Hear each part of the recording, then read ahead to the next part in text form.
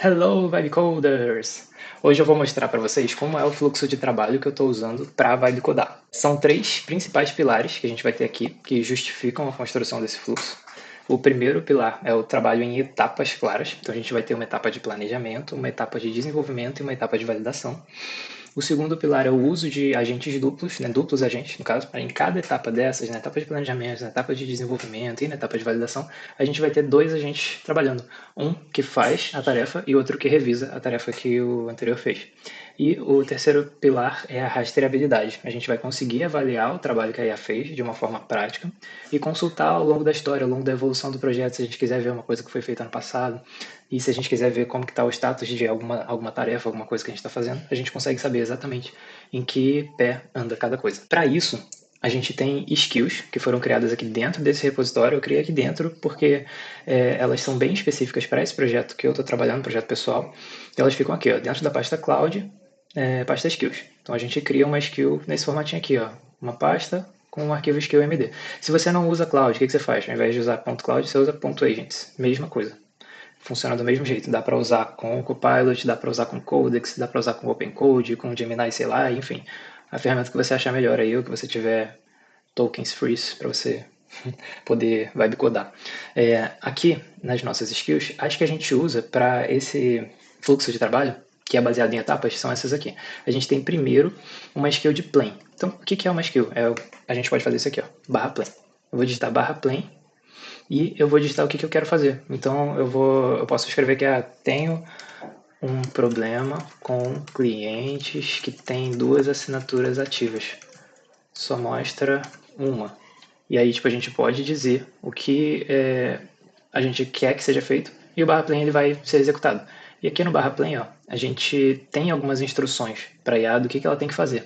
Ao invés da gente ter um prompt grandão que a gente dá Ctrl+C, Ctrl+V, eu já vi muita gente fazendo isso, para ter um resultado de qualidade aceitável, a gente pode criar uma skill e deixar essas coisas já pré-configuradas. Então a minha skill ela roda um agente primeiro, que vai olhar toda a documentação do projeto. Como uma IA, ela não lembra do que ela fez antes, de qual que é o projeto que ela está lidando, ela não lembra bem.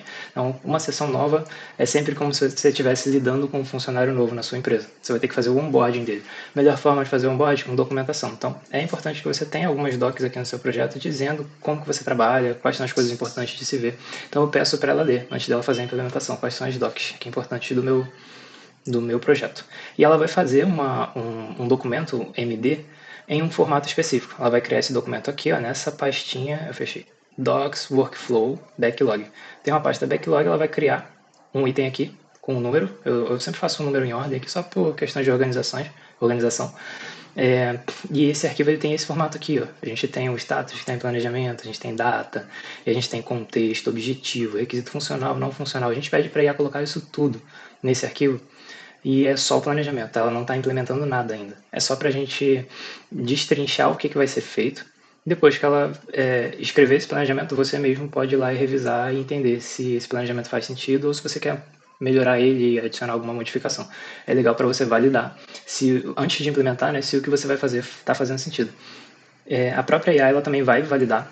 Então, dentro desse comando plain, ele roda o primeiro agente de criar esse arquivo e roda um segundo agente que vai revisar esse arquivo que foi criado. Ele vai olhar para o arquivo que o agente 1 fez e vai fazer algumas verificações ali, de simplificação de código, de edge cases, se tem algum caso de borda ali que faltou cobertura, que a gente precisa ver, rever, se vai gerar algum bug, algum comportamento inesperado, se a gente tem alguma oportunidade ali de refactor, remover código morto, é uma coisa que a IA geralmente não faz, ela deixa muito código morto, então a gente já pede aqui para incluir nesse arquivo de planejamento a remoção do código morto se for gerar algum, revisões de segurança, que é muito importante, sempre recomendado de ter, e aí você pode listar quais são as coisas importantes aí do seu projeto que precisam de uma atenção maior para segurança.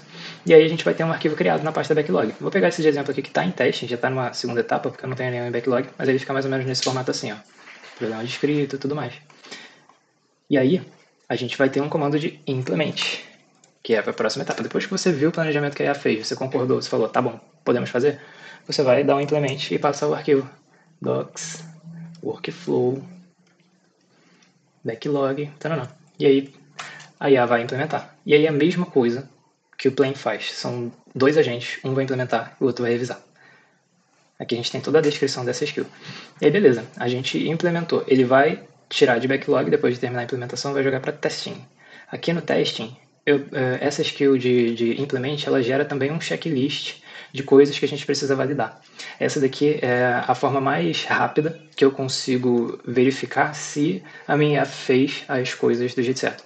Então, eu posso abrir o meu projeto e testar manualmente ali, ou eu posso só olhar e ter uma ideia de se o caminho que ela trilhou foi o melhor. Eu recomendo sempre que haja uma supervisão humana ainda.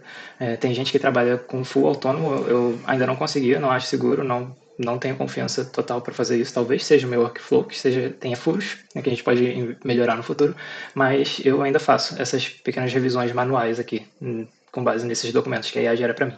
Posso até abrir código para olhar, mas eu não vou olhar linha por linha, porque aí eu acho que já é contraprodutivo. Né? Tipo, se a gente tem uma ferramenta que vai te acelerar o trabalho e eu vou parar para olhar linha por linha, eu vou perder um tempo que às vezes não faz sentido. E aí, beleza. Eu olhei aqui o checklist e validei. Se eu encontrar algum problema, a gente tem uma skill para isso, que é a fixing. A gente dá o fixing, roda aqui, passa a pasta, o arquivo, né, no caso, que a gente quer corrigir, e diz o que aconteceu de errado. E aí o fixing também vai rodar dois agentes, só que o fixing ele faz um pouco diferente. Eu implementei uma skill que trabalha com TDD. Não sei se todos são ambientados com essa sigla, mas é Test Driven Development, que é primeiro você cria um teste de uma feature, depois você implementa e aí o teste começa a passar. Então você cria um teste falhando. Eu peço para ela fazer isso. Peço para ela criar um teste primeiro falhando desse cenário que a gente encontrou um bug, depois ela corrige, depois o teste no final vai ter que passar. E aí o segundo agente ele vai rodar os comandos de teste que a gente tem aqui de validação do projeto, que é importante sempre rodar também. Quando a IA trabalha, isso melhora a assertividade dela. É lint, eu tenho lint, type check e os testes unitários, por exemplo, e o React Doctor, que é uma outra skill que eu uso. Aí a gente tem mais uma skill, que essa daqui é frescura minha, só porque eu quis ser preguiçoso, por que não?